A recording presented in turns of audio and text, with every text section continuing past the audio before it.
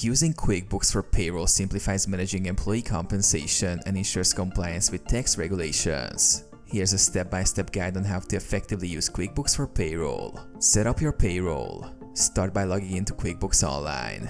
Navigate to the Payroll menu and select Get Started.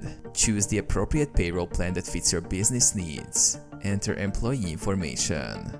Add your employees by entering their personal details, including name, address, social security number, and pay rates. Specify their employment type and any deductions for taxes or benefits. Configure payroll settings. Set up your payroll schedule and enter additional payroll preferences, such as overtime rules and vacation policies. Run payroll. When it's time to process payroll, go to the Run Payroll option.